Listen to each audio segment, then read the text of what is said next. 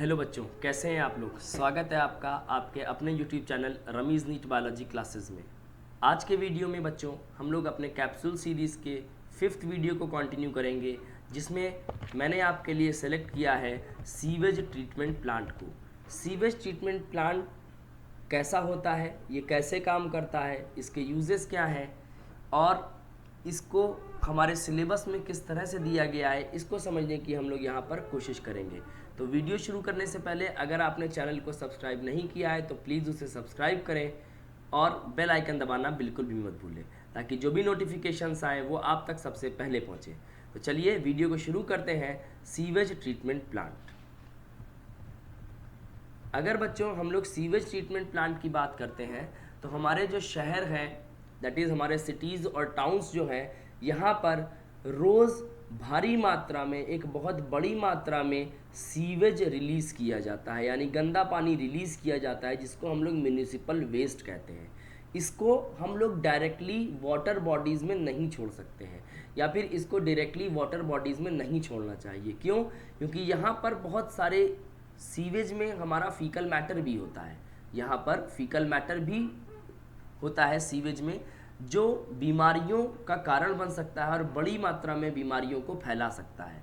तो इसको water bodies में रिलीज़ करने से पहले इस जो वाटर वेस्ट वाटर रिलीज़ हो रहा है, इसको हम लोग ट्रीटमेंट प्लांट से गुजारते हैं, और जिस ट्रीटमेंट प्लांट में इस सीवेज की टॉक्सिसिटी को, सीवेज के हार्मफुल सब्सटेंसेस को हटाया जाता है, उसको कहा जाता है सीवेज ट्रीटमेंट प्लांट। तो चलिए समझते हैं हम लोग सीवेज ट्रीटमेंट प्लांट के बारे में। अगर हम लोग बात करते हैं बच्चों टाउन्स एंड सिटीज़ की, तो यहाँ पर लार्ज क्वांटिटी ऑफ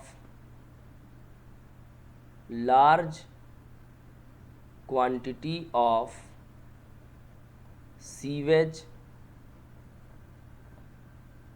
और waste water is released per day। रोज़ बहुत बड़ी मात्रा में वेस्ट वाटर हमारे घरों से रिलीज़ किया जाता है, जिसका एक मेजर कंपोनेंट ह्यूमन एक्सक्रीटा भी होता है, whose major component is human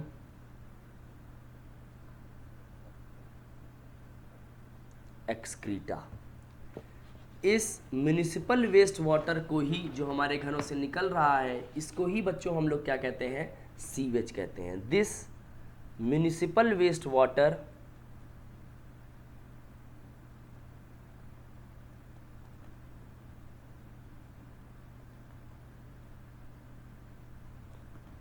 is known as sewage. इसको हम लोग क्या कहते हैं बच्चों, इसी को हम लोग सीवेज कहते हैं।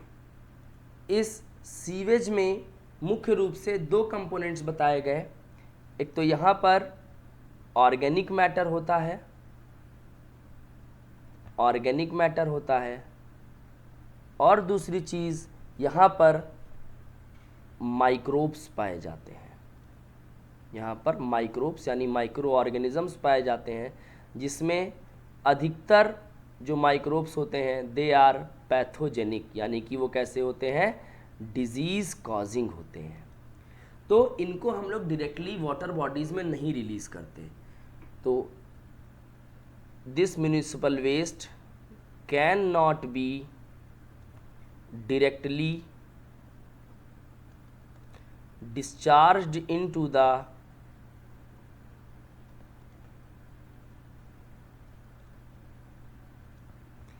Water bodies. इनको डायरेक्टली वाटर बॉडीज़ में नहीं छोड़ा जा सकता, और इनको डिस्चार्ज करने से पहले they are treated in sewage treatment plant. तो इनको कहाँ पर भेजा जाता है, रिलीज़ किए जाने से पहले they are sent to the sewage treatment plants, जहाँ पर हेट्रोट्रॉफिक ऑर्गेनिजम्स या हेट्रोट्रॉफिक माइक्रोब्स की मदद से इसके पॉल्यूशन को हम लोग कम करते हैं। सीवेज ट्रीटमेंट प्लांट में क्या किया जाता है, sewage is made less polluting, इसको लेस पॉल्यूटिंग बनाया जाता है। किसकी मदद से, by the help of heterotrophic microbes, by the help of heterotrophic microbes. यहाँ पर हेटेरोट्रॉफिक माइक्रोब्स वगैरह की मदद से इसको क्या करते हैं हम लोग, लेस पॉल्यूटिंग, यानी इसकी जो पॉल्यूशन की जो क्षमता है उसको रिड्यूस किया जाता है, घटाया जाता है।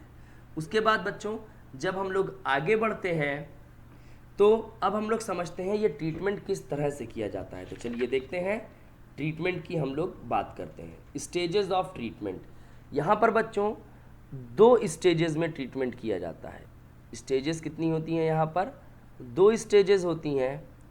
एक स्टेज कौन सी होती है, प्राइमरी स्टेज, और दूसरी होती है secondary stage.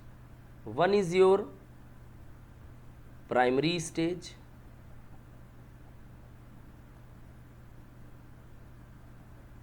and the other is your secondary stage। तो चलिए देखते हैं पहले कौन सी स्टेज आएगी बच्चों। पहले हम लोग प्राइमरी स्टेज के बारे में पढ़ने की कोशिश करेंगे। प्राइमरी स्टेज में क्या किया जाता है बच्चों, फिजिकल रिमूवल ऑफ पार्टिकल्स। यहाँ पर फिजिकल तरीके से लार्ज और स्मॉल पार्टिकल्स को रिमूव किया जाता है। तो प्राइमरी स्टेज में क्या किया जाता है, there is the physical removal of large and small particles.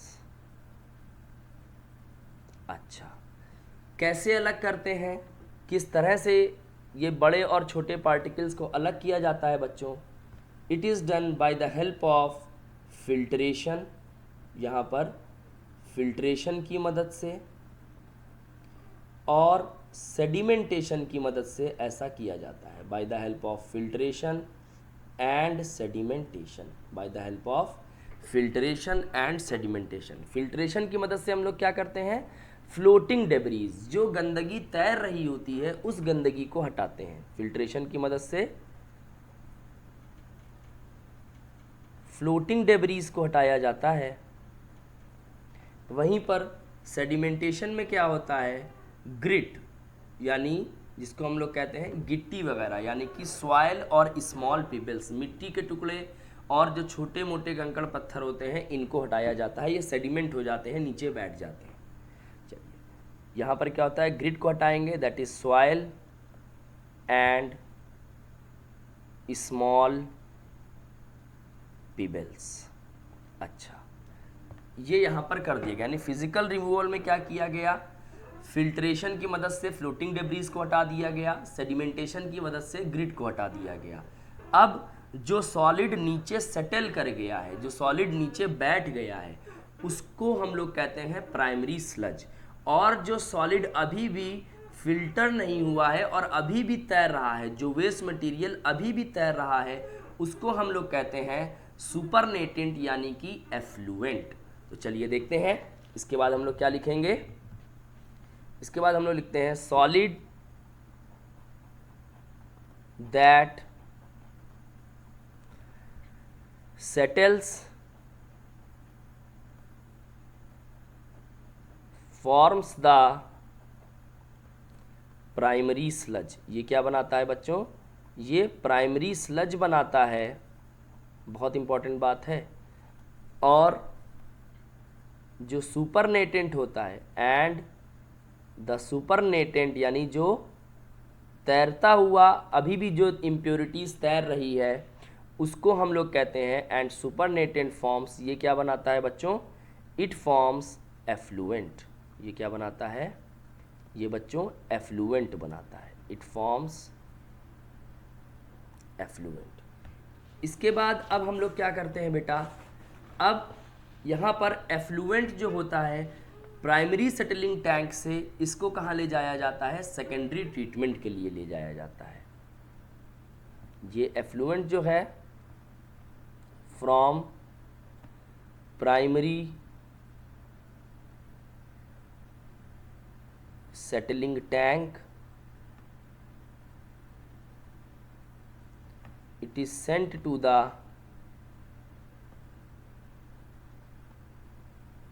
Secondary treatment. इसको कहाँ पर भेज दिया जाता है? सेकेंडरी ट्रीटमेंट के लिए बच्चों इसको हम लोग भेज देते हैं। चलिए अब हम लोग बात करते हैं किसकी? सेकेंडरी ट्रीटमेंट या फिर बायोलॉजिकल ट्रीटमेंट की। यहाँ पर इसको बायोलॉजिकल ट्रीटमेंट इसलिए कहा जा रहा है क्योंकि यहाँ पर हम लोग माइक्रोब्स की मदद से, बैक्टीरिया है, फंजाई है, इन सब की मदद से जो बची हुई गंदगी है उसको हटाने की कोशिश करेंगे। पहले स्टेप में हम लोग ने क्या किया? जो मोटी मोटी गंदगी थी उसको हटा दिया, डेब्रीज को हटा दिया फिल्टर करके, सेडिमेंटेशन की मदद से हम लोग ने एफ्लुएंट बनाया।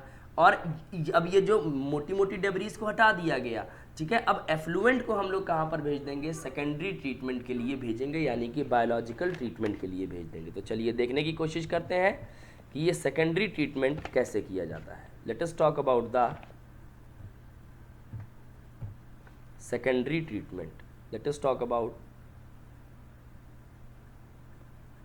secondary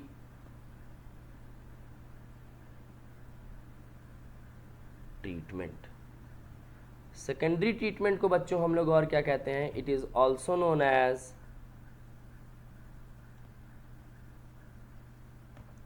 biological treatment. इसको और क्या कहा जाता है बच्चों? It is also known as biological treatment. इसको हम लोग बायोलॉजिकल ट्रीटमेंट भी कहते हैं। अब देखिए यहाँ पर क्या होगा।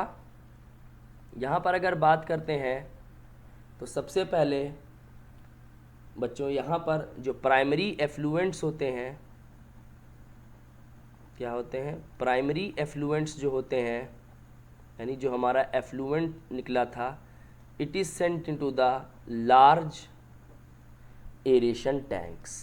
इसको कहाँ पर भेजा जाता है? बड़े बड़े एरेशन टैंक्स में भेजा जाता है। It is send into the large aeration tanks. In large aeration tanks में क्या होता है? एजिटेशन यानी प्रॉपर मिक्सिंग होती है, and air is pumped into it. यहाँ पर दो चीज़ें होती हैं, एजिटेशन, एजिटेशन यानी मिक्स किया जाता है चीज़ों को, agitation, and pumping of air, agitation and pumping of air. अब यहाँ पर होगा क्या? इस एयर की वजह से ये जो एरोबिक माइक्रोब्स है, एयर क्यों डाली जा रही है अंदर? क्योंकि अब इस जो हमने अभी आपको बताया कि ऑर्गेनिक मैटर और माइक्रोब्स दोनों होते हैं, तो माइक्रोब्स एरोबिक हैं इसमें, तो जब एयर मिलेगी उनको तो वो माइक्रोब्स ग्रो करेंगे, और जब माइक्रोब्स ग्रो करेंगे तो उनको खाना चाहिए होगा। तो ये जो माइक्रोब्स ग्रो करेंगे ये उस ऑर्गेनिक मैटर को कंज्यूम कर लेंगे जो सीवेज में मिला हुआ है। ठीक, तो मैं ऐसे ही जनरल लैंग्वेज में लिख रहा हूँ ताकि आप बहुत आसानी से समझ लें पढ़ते समय। तो होगा क्या बच्चों? एयर की वजह से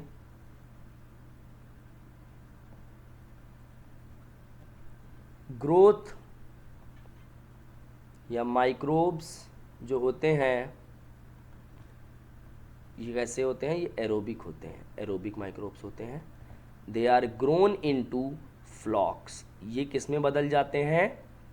ये बच्चों ग्रो करके फ्लॉक्स में बदल जाते हैं। और ये फ्लॉक्स क्या होते हैं? These flocs are the mesh of bacteria and fungal filaments. ये बैक्टीरिया और फंगस का मिश्रण होते हैं जो एक जाल के रूप में दिखते हैं। These flocs are the mesh of bacterial and fungal filaments. अब क्या होता है जब ये फ्लॉक्स ग्रो करते हैं बच्चों, मैंने आपसे क्या बताया? ग्रो कराया जाता है माइक्रोब्स को ताकि वो क्या करें? ये जो माइक्रोब्स हैं ग्रो होते रहें और ऑर्गेनिक मैटर को ख़त्म कर दें। तो होता क्या है? During growth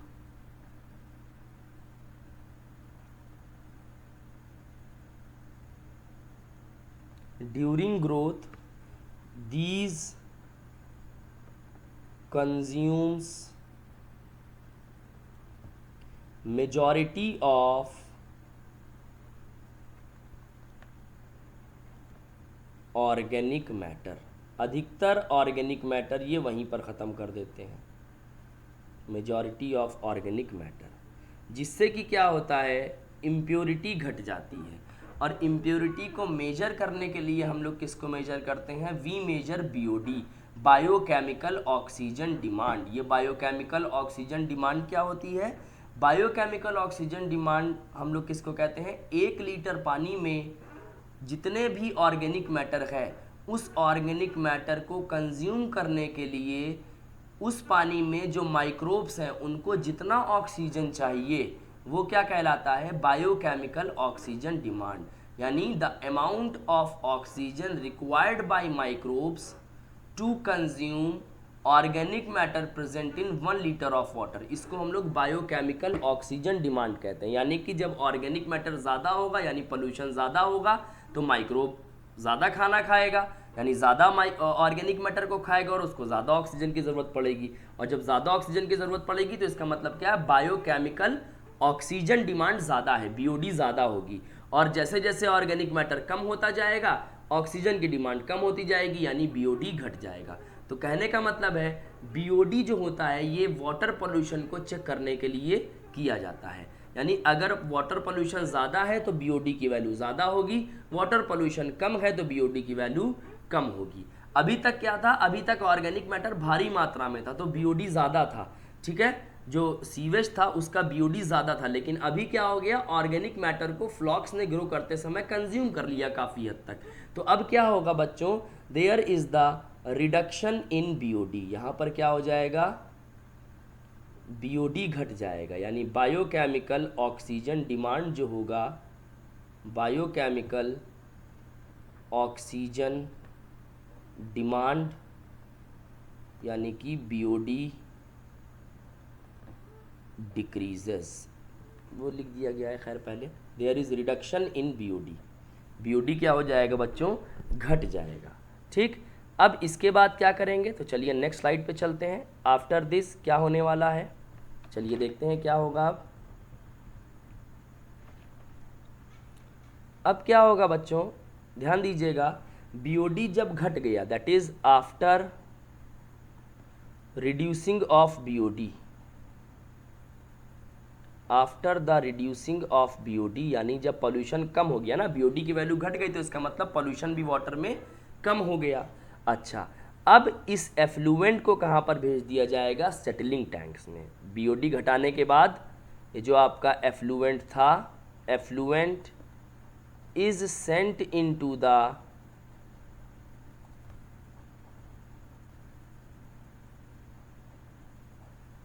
settling tanks. इनको कहाँ पर भेज दिया जाएगा बच्चों, सेटलिंग टैंक्स में भेज दिया जाएगा। और यहाँ पर क्या किया जाएगा, जो फ्लॉक्स है वो बहुत ज़्यादा ग्रो कर चुका है क्योंकि उसने ऑर्गेनिक मैटर खूब सारा खाया और ग्रो किया। तो जैसे जैसे ऑर्गेनिक मैटर मिलता गया उसको, उसकी ग्रोथ बढ़ती गई क्योंकि उसको ग्रोथ के लिए ऑर्गेनिक मैटर चाहिए, कोई भी चीज़ तो ग्रोथ के लिए खाना चाहिए। तो जैसे उसको खाना मिलता गया वो ग्रो करता गया। अब भाई आपने ऑर्गेनिक मैटर को तो कम कर दिया, लेकिन यार ये माइक्रोब्स तो पैथोजेनिक की शुरुआत नहीं बताया गया, तो इनको भी तो घटाना पड़ेगा। तुमने ऑर्गेनिक मैटर को तो सीवेज से ख़त्म कर दिया, लेकिन क्या अब उसमें गंदे जो जीवाणु है, ठीक है, यानी रोगाणु है, ठीक है, दैट इज़ जो हार्मफुल बैक्टीरिया है, फंजाई है, वो तो उसमें और आपने उल्टा ग्रोथ बढ़ा दी उसकी। पहले तो कम था तो तुमने खाना दे के और बढ़ा दी, तो अब उसको भी कम करना पड़ेगा। आपने ऑर्गेनिक मैटर को कम किया, अब आपको क्या करना पड़ेगा, माइक्रोब को भी घटाना पड़ेगा। तो उसके लिए क्या करते हैं देखिए, तो इन एफ्लुएंट को सेटलिंग टैंक्स में भेज दिया। यहाँ पर क्या किया जाएगा, हियर सेटलिंग टैंक्स में क्या होगा, फ्लॉक्स are allowed to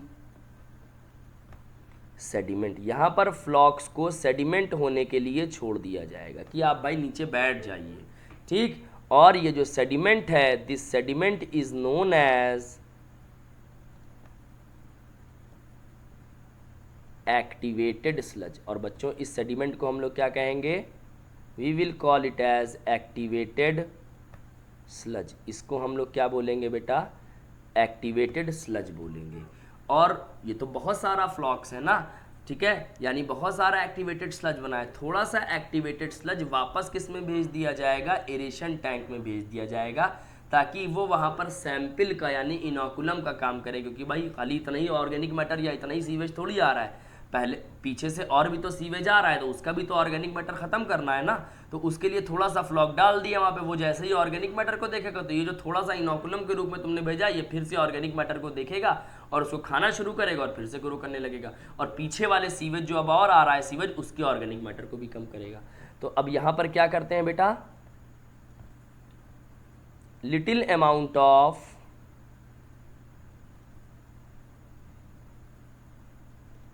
sludge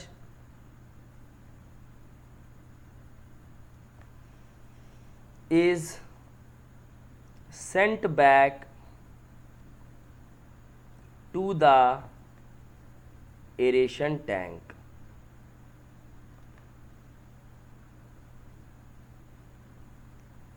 to serve as inoculum. ये किसकी तरह काम करता है, इनोकुलम की तरह ये काम करेगा वहाँ पर। और जो बचा हुआ मेजर पार्ट है, मैं ऐसे ही लिख रहा हूँ, जैसे मैं लिख रहा हूँ आप भी वैसे ही लिखेगा ताकि याद करने में आसानी रहे। और बच्चों जो बचा हुआ या फिर रिमेनिंग आप बोल सकते हैं, बचा हुआ या फिर रिमेनिंग मेजर पार्ट जो है, बचा हुआ मेजर पार्ट जो यहाँ पर है, is send into the, it is sent into the large tanks, इनको बड़े बड़े टैंक्स में भेज दिया जाता है। And these large tanks are known as anaerobic sludge digester. अब बात को समझिएगा, यहाँ पर अभी तक आप ऑक्सीजन सप्लाई कर रहे थे, उसको हवा दे रहे थे ताकि एरोबिक माइक्रोब ग्रो करें। अब क्या कराना है तुमको, अब यार अब ये एरोबिक माइक्रोब ग्रो करते रहेंगे तो बीमारी तो बढ़ेगी घटने के बजाय, तो अब तुमने इसको बढ़ावा दिया था एक कारण की वजह से, क्योंकि तुमको ऑर्गेनिक मैटर को ख़त्म कराना था। तो ऑर्गेनिक मैटर तुमने काफ़ी हद तक कम कर दिया, बीओडी कम कर दी, लेकिन पैथोजेंस तो अभी भी हैं। तो अब इन पैथोजेंस को क्या करना पड़ेगा, इनको ख़त्म करने के लिए इसको एनेरोबिक कंडीशन में भेज दो। और एनेरोबिक कंडीशन में एनेरोबिक बैक्टीरिया या एरोबिक बैक्टीरिया, सॉरी जो एरोबिक बैक्टीरिया है वो एनेरोबिक यानी ऑक्सीजन की एब्सेंस में सर्वाइव नहीं कर पाएगा। और उसके साथ साथ एनेरोबिक स्लज डाइजेस्टर जो है, इसको हम लोग क्या बोल रहे हैं, एनेरोबिक स्लज डाइजेस्टर। ये क्या कहलाते हैं, एनेरोबिक स्लज डाइजेस्टर्स कहलाते हैं बेटा। और एनेरोबिक स्लज डाइजेस्टर में एनेरोबिक बैक्टीरिया भी हैं। वो एनेरोबिक बैक्टीरिया ऑक्सीजन की एब्सेंस है उस स्लज डाइजेस्टर में, ठीक है, ऑक्सीजन की एब्सेंस है तो एनेरोबिक वाले माइक्रोब वहाँ पर पहले से हैं, तो ऑक्सीजन की एब्सेंस में वो बढ़ेंगे, जब वो बढ़ेंगे तो उनको खाना चाहिए, वो क्या करेंगे, इस फ्लॉक को खा जाएंगे। वो क्या करेंगे, इस फ्लॉक को खा जाएंगे, यानी कि ये बैक्टीरिया और फंजाई को ख़त्म करेंगे। ठीक है, तो चलिए देखते हैं क्या होगा यहाँ पर अगली स्लाइड में बेटा, हम लोग आगे बढ़ते हैं। तो चलिए देखते हैं अगली स्लाइड में क्या होगा, यहीं से मैं कंटिन्यू करता हूँ। यहाँ पर क्या होगा, जो तुम्हारे एनेरोबिक स्लज डाइजेस्टर है, जो आपका एनेरोबिक स्लज डाइजेस्टर है, इट कंटेन्स एनएरोबिक माइक्रोब्स। यहाँ पर कैसे माइक्रोब्स हैं बेटा, दे कंटेन्स एनेरोबिक माइक्रोब्स। यहाँ पर तुम्हारे एनेरोबिक माइक्रोब्स हैं, ठीक। और ये एनेरोबिक माइक्रोब्स क्या करेंगे, they will digest the remaining bacteria and fungi of sludge. These will digest the remaining bacteria and fungi of the sludge, ठीक। अब क्या होगा, डाइजेशन जब करेंगे ये एनारोबिक बैक्टीरिया जो हैं, जो बैक्टीरिया और फंगस का जब डाइजेशन करेंगे तो क्या होगा, during the process of digestion, during digestion के समय क्या होगा, यहाँ पर बेटा बायोगैस प्रोड्यूस होगी। बहुत इंपॉर्टेंट बात, during the digestion biogas is produced. यहाँ पर क्या प्रोड्यूस होगी बेटा, बायोगैस प्रोड्यूस होगी, ठीक। और ये बायोगैस में कौन कौन सी गैसेस होती हैं मुख्य रूप से, this biogas mainly contains methane, CH4, H2S and CO2, ये गैसेज यहाँ पर होती हैं, ठीक है। And this biogas is used as source of energy, क्योंकि इट इज़ इनफ्लेमेबल। ये बायोगैस कैसी होती है बेटा? इनफ्लेमेबल होती है, यानी कि ये ज्वलनशील होती है। So it is used as the source of energy. इसको हम लोग एनर्जी के सोर्स के तौर पे, ठीक है, इसका इस्तेमाल करेंगे। और जो एफ्लुएंट जो मिलेगा, effluent from the secondary treatment plant, अब जो सब कुछ तो ख़त्म ही हो गया। एरोब आपने माइक्रोब जो शुरू में थे एरोबिक वाले, उनको भी ख़त्म करवा दिया। ऑर्गेनिक मैटर आपने पहले ही ख़त्म करवा दिया था। जो अब जो एफ्लुएंट मिलेगा हम लोगों को, this effluent from the secondary treatment plants, secondary treatment plant is released into the natural water bodies। इसको कहाँ पर छोड़ दिया जाएगा बेटा? It is released into the natural water bodies। इसको नेचुरल वाटर बॉडीज़ में छोड़ दिया जाएगा, जैसे कि रिवर है, स्ट्रीम्स हैं, एक्सेट्रा। तो बच्चों इस तरह से हम लोग ने क्या कवर कर दिया? इस तरह से हम लोग ने कवर किया है सीवेज ट्रीटमेंट प्लांट को। एक बार मैं आपको फिर से बता देता हूँ। शुरुआत में क्या हुआ? सीवेज मिला। सीवेज में ऑर्गेनिक मैटर था, माइक्रोब्स थे। ये माइक्रोब्स पैथोजेनिक थे। तो पहले स्टेप में क्या किया गया बच्चों? यहाँ पर पहले स्टेप में प्राइमरी ट्रीटमेंट कराया गया। प्राइमरी ट्रीटमेंट में क्या किया गया? फिल्ट्रेशन और सेडिमेंटेशन किया गया। फिल्ट्रेशन की मदद से फ्लोटिंग डेब्रीज को हटाया गया। सेडिमेंटेशन में ग्रिट वगैरह मिल गई हमको। अब जो सॉलिड जो सेटल हो गया है नीचे, इसको प्राइमरी स्लज कहेंगे, और जो सुपरनेटेंट जो गंदगी अभी भी तैर रही है उसको एफ्लुएंट कहेंगे। एफ्लुएंट को बेटा सेकेंडरी ट्रीट, भाई जो बैठ गया उसको तो हटा दिया जाएगा ना वहीं से, और जो एफ्लुएंट तुमको मिला है, जो गंदगी अभी तैर रही है पानी में, वो सबसे खतरनाक है, उसको एफ्लुएंट बोलेंगे। और इसको हम लोग क्या करेंगे? सेकेंडरी ट्रीटमेंट के लिए भेज देंगे। सेकेंडरी ट्रीटमेंट में क्या करेंगे? यहाँ पर बड़े बड़े एरेशन टैंक्स होते हैं, जहाँ पर लगातार मिक्सिंग हो रही होती है, एजिटेशन और हवा प्रोवाइड की जा रही होती है। क्यों? क्योंकि ये जो तुम्हारा एफ्लुएंट आया है, इसके अंदर क्या है? इसके अंदर एरोबिक माइक्रोब है। वो तभी ग्रो करेंगे जब एयर यानी कि ऑक्सीजन मिलेगी। तो यहाँ पर ऑक्सीजन पहले दी जाती है, हवा दी जाएगी ताकि ये ग्रो कर जाए। और ये ग्रो करके किस में बदल जाते हैं? फ्लॉक्स में बदल जाते हैं। ये बैक्टीरिया और फंजाई के मेश बन जाते हैं, जाल बन जाते हैं। इनको फ्लॉक्स कहते हैं। जब ये फ्लॉक्स ग्रो करते हैं तब ये ऑर्गेनिक मैटर को खाते रहते हैं, जिसकी वजह से बीओडी घट जाता है। बीओडी घटाने के बाद बेटा ये जो एफ्लुएंट तुम्हारा बचा, जिसमें ऑर्गेनिक मैटर तुमने ख़त्म कर दिया, लगभग ख़त्म कर दिया है, ठीक है, इसको कहाँ भेज देते हैं? सेटलिंग टैंक में भेज देते हैं, और फ्लॉक्स को सेटल होने के लिए छोड़ दिया जाता है। अब क्या होगा? ये जो सेडिमेंट तुम्हारा मिला, इसको एक्टिवेटेड स्लज कहते हैं। इस एक्टिवेटेड स्लज से थोड़ा सा स्लज लेते हैं और उसको वापस एरेशन टैंक में भेजते हैं, जो इनोकुलम का काम करता है। वो फिर से दूसरे आने वाले सीवेज को के ऑर्गेनिक मैटर को खाएगा और ग्रो करेगा। अच्छा, और जो इधर बड़ा अमाउंट तुम्हारा स्लज का बचा हुआ है, इसको एनेरोबिक स्लज डाइजेस्टर में भेजेंगे। और एनेरोबिक स्लज डाइजेस्टर में ऑक्सीजन है नहीं, वहाँ पर एनेरोबिक बैक्टीरिया है। वो एनेरोबिक बैक्टीरिया ग्रो करना चाहेगा। ग्रो करने के लिए ऑर्गेनिक मैटर तो तुमने पहले ही खत्म कर दिया। अब क्या करोगे? अब जो एरोबिक तुमने माइक्रोब्स भेजे हैं यहाँ पर एफ्लुएंट में या फिर स्लज में, जो ऑर्गेनिक एरोबिक माइक्रोब्स पड़े हैं, ये बैक्टीरिया उनको खाएगा। यानी एरोबिक बैक्टीरिया और फंगस को खाएगा ये जो एनेरोबिक बैक्टीरिया है, और उनको भी ख़त्म कर देगा। और इस तरह से लगभग सभी इम्प्योरिटी यहाँ पर बहुत कम हो जाएगी। ये बहुत ही लेस पोल्यूटेंट बचेगा। ये इतना कम पॉल्यूशन होगा कि अब इसको छोड़ा जा सकता है। अब ये नुकसान ज़्यादा नहीं पहुँचाने वाला है ह्यूमन को, ठीक है। तो अब क्या होगा? जब ये डाइजेशन हो रहा होगा, जब ये एनेरोबिक बैक्टीरिया तुम्हारे फ्लॉक्स को यानी कि बैक्टीरिया और फंजाई को डाइजेस्ट कर रहा होगा, तो वहाँ से गैस निकलेगी। उस गैस को हम लोग कहते हैं बेटा बायोगैस। ये बायोगैस क्या होती है? ये मीथेन, हाइड्रोजन सल्फाइड और तुम्हारे कार्बन डाइऑक्साइड का मिक्सचर होता है। ये इन्फ्लेमेबल, ज्वलनशील होती है। तो इस गैस का इस्तेमाल कर लिया जाता है किसमें? As a source of energy में।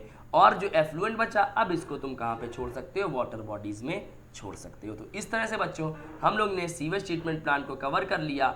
आपको हमारा वीडियो कैसा लगा हमको ज़रूर बताएं, और हमारे चैनल को सब्सक्राइब करें और अपने दोस्तों में शेयर करें। बच्चों, आप मुझको टेलीग्राम चैनल पे भी फॉलो कर सकते हैं। टेलीग्राम चैनल का भी नाम सेम यही है जो आपका नाम यूट्यूब चैनल का है, that is Rameez NEET biology classes.